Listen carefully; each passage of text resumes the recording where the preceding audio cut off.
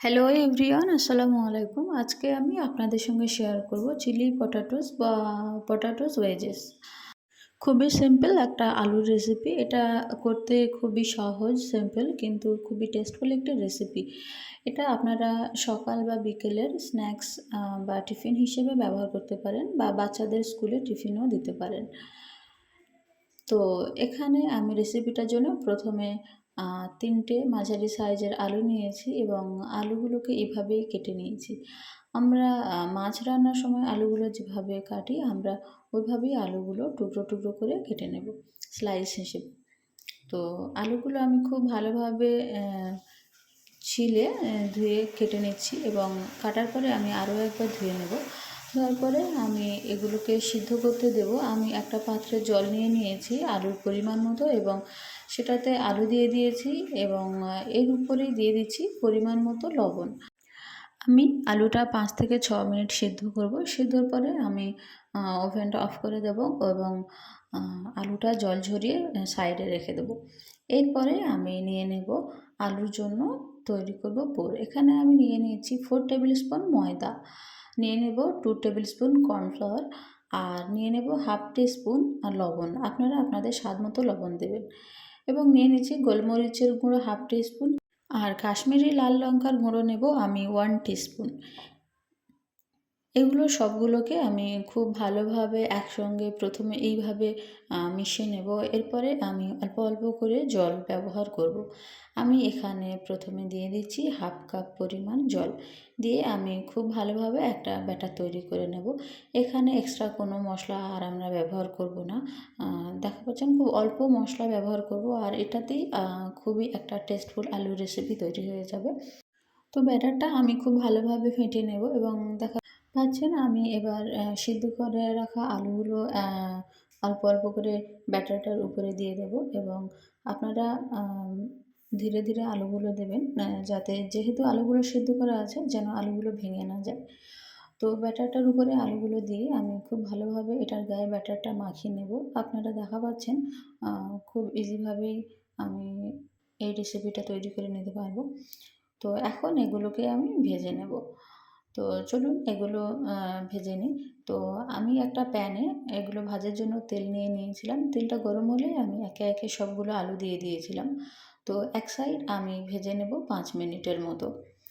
তো এটা আমি হাই ফ্লেমে রাখবো না, আমি মিডিয়াম টু লো ফ্লেমেই রাখবো। তো এক সাইড আমি ভেজে নিয়েছি 5 মিনিট। এক সাইড ভাজা হয়ে গেলে আমি এগুলোকে উল্টে দেব ধীরে ধীরে। তো দেখা পাচ্ছেন এগুলো আমি একটা কাঁটা চামচের সাহায্যে উল্টে দিচ্ছি। আপনারা আপনাদের সুবিধা মতো এটা উল্টে দেবেন। তো একে একে এইভাবে উল্টে দিয়ে আমি আরও এক সাইড ভেজে নেব আরও 4 থেকে 5 মিনিট। যেহেতু আলুটা আগে থেকে সিদ্ধ করা আছে সেহেতু খুব বেশি টাইম ধরে এটা ফ্রাই না করলেও হবে। এটা একটু মচমচে হওয়ার জন্য এভাবে বেশি টাইম ধরে ফ্রাই করে নেওয়া। আর আপনারা চাইলে একটু ফ্লেমটা হাইও রাখতে পারেন, রেখে তাড়াতাড়িও ভেজে নিতে পারেন। যেহেতু এটা আগে থেকেই সিদ্ধ আছে, কোনো সিদ্ধ নিয়ে কোনো সমস্যা হবে না। তো আমি এখানে ভেজে নিলাম আরও এক সাইড এবং এরপরে আমি একে একে আলুগুলো তুলে ফেলব। এইভাবে আমি বাকিগুলোও ভেজে নেব। এরপরে আমি আলাদা একটা পাত্রে নিয়ে নিচ্ছি কুকিং অয়েল আর দিয়ে দেব 1 টিস্পুন বাটার। আপনাদের কাছে যদি বাটার না থাকে শুধু কুকিং অয়েল ব্যবহার করতে পারেন, কিন্তু বাটারটা ব্যবহার করার ফলে এটা আলাদা একটা স্মেল আসবে, যেটা খুবই একটা সুন্দর স্মেল। তো এখন কুকিং অয়েলটা দেওয়ার পরে আর বাটারটা দেওয়ার পরে আমি খুব ভালোভাবে এটা দুটোকে একসঙ্গে মিক্স করে নেব। আর এখন দিয়ে দেব আমি কুচিয়ে রাখা আদা। আপনারা আদাটা কুচিয়ে দেবেন। দিয়ে আমি একবার ভালোভাবে নেড়ে নিচ্ছি। এটা 1 মিনিটের মতো ভেজে নেওয়ার পরে আমি দিয়ে দেব ধনেপাতা। তো ধনেপাতা আপনারা অবশ্যই করে ব্যবহার করার চেষ্টা করবেন। তো এখানে আমি খুব অল্প পরিমাণেই ধনেপাতা এবং আদা ব্যবহার করেছি। আপনারা দেখা পাচ্ছেন এখানে খুব বেশি পরিমাণ ব্যবহার করার দরকার নেই। আর এখন আমি দিয়ে দিচ্ছি মেইন ইনগ্রিডিয়েন্টস, যেটা 1 টিস্পুন চিলি ফ্লেক্স। তো চিলি ফ্লেক্সটা দেওয়ার ফলে এটা অনেক অনেক বেশি টেস্টফুল লাগবে। তো দিয়ে আমি এটা খুব ভালোভাবেই একসঙ্গে সব মিশিয়ে নিয়েছি। এখন আমি দিয়ে দেব ভেজে রাখা আলুগুলো।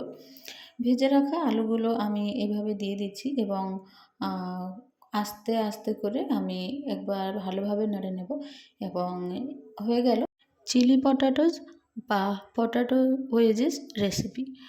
তো এই রেসিপিটা খুবই খুবই সিম্পল কিন্তু খেতে খুবই টেস্টি। আপনারা হয়তো মনে করছেন এত সিম্পল এবং একটা নর্মালি রান্না করা একটা আলুর রেসিপি কতটা টেস্টফুল হতে পারে।